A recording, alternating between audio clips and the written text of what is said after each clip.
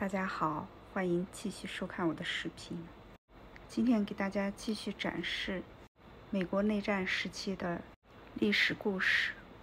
这是因为我觉得这是很好的了解美国人的一种方式，也是最好的理解美国价值观的渠道。为什么美国南北没有分裂？除了有一个伟大的总统以外，美国人对生命的看重高于一切。在回顾历史的基础上，美国人能从中提炼出人性的光辉，并把这些东西传递给后人。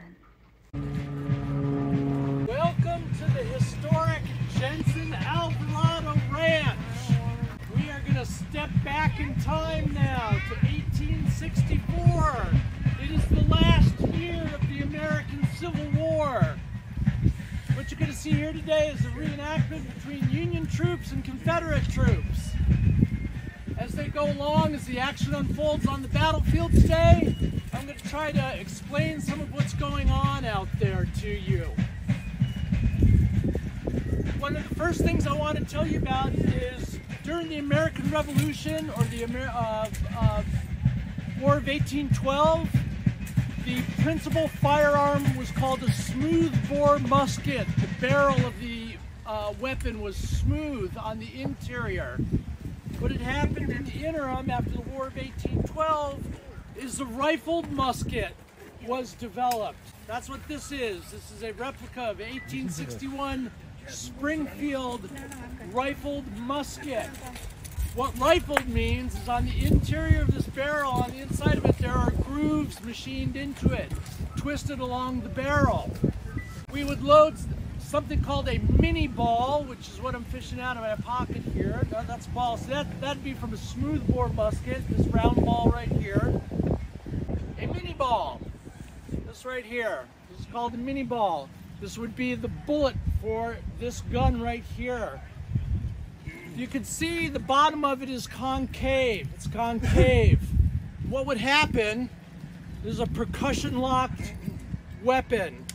So a cap goes on this right here. When I pull the trigger, that cap explodes. It ignites the powder in the breech and it propels this ball. It actually expands the base of this ball, the mini ball, into the rifling. That's what would twist this bullet and give it its farther range. A smoothbore musket, that's what a mini ball would look like if it hit you, after it hit you. The mini ball splat right there. Lead ball. Did a lot of damage. Tissue, muscle, bone, would pulverize bone. So this was the main technological advantage, or advance before the American Civil War. So longer range, more accuracy. This thing, the bullet would leave this weapon at 950 yards a second. Now, despite that, you're going to see something today that we call linear tactics. Flexible linear tactics. You'll notice today that when the men are marching and maneuvering, they're going to be side by side. They're going to be elbow to elbow, shoulder to shoulder. They're actually pressing against each other. When I stand in formation, I can feel the man next to me as we march forward. Now you might look at that and see what's going on the battlefield today and you go, that's suicide. That's suicidal. Why would you do that? Why would you all stand like one big target there? We were not interested in suicide any more than you are. The reason we did that, the reason we used what were called Napoleonic tactics or linear tactics, is when you had a regiment of 1,000 men, that's how you were best able, as their commanding officer, to control both their movement and their fire. And that's what it was all about out on the battlefield, was maneuvering and firing. Someone asked today, a little kid asked today, are they scared? Yes, you were scared. I can guarantee you that if you were standing in a line like that, marching under fire, yeah, you were scared. scared, but you had drilled so much in camp for so long that when time came, you could maneuver using these tactics even while a mini ball was whizzing past you at 950 yards a second. So that's what you're going to see out there is that discipline of linear tactics. As the battle unfolds, I'll try to explain some things that are going on. So, American Civil War. By the end of it, some 3 million Americans would be serving on either side. 620,000 Americans would die in the American Civil War.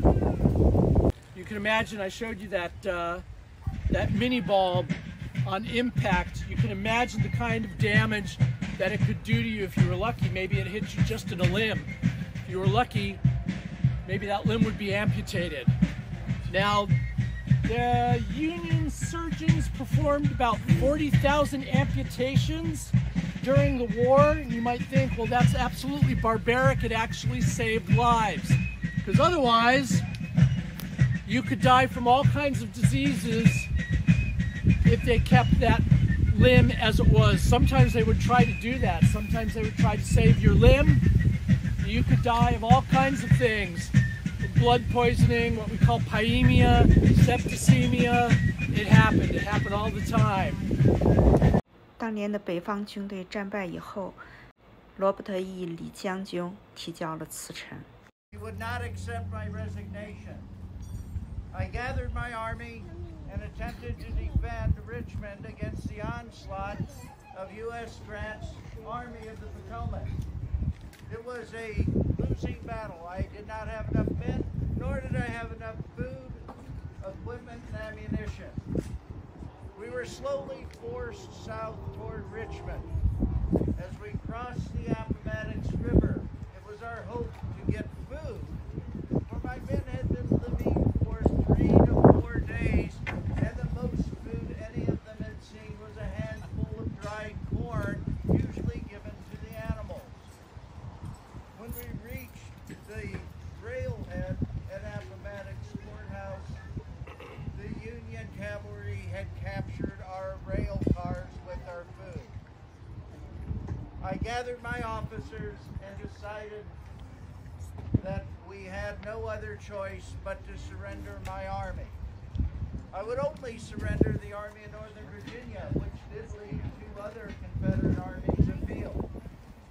But I sent a courier asking for U.S. Grant's condition. This was a terrible choice for me, for U.S. Grant was known as Unconditional Surrender Grant earlier in the war. But he replied and offered conditions that I found incredibly wonderful for my men. I'd like General Grant perhaps to discuss what and why he offered. After receiving General Lee's letter, I met with President Lincoln, one of the last meetings I would have with the President before his early retirement. In this meeting, we discussed what terms of surrender would be offered to General Lee. President Lincoln wanted the men to lay down their weapons and return home. War was technically over for most. I met General Lee in Appomattox at the McLean House, and there General Lee surrendered his army. Now, a lot of people like to think of that part of history as being pomp and frill and celebration. Not many people know that I served with General Lee during the Mexican-American War. I was reunited with an old friend. We discussed for some time the terms of our surrender, details of which included the men would be able, the officers at least, would be able to return home with their horses and sidearms. For most of the supplies that Confederate armies were utilizing were their own. The next stipulation was that the Confederate armies must swear an oath to never take up arms against the Union again. General Lee and I came to an agreement, and the surrender was signed.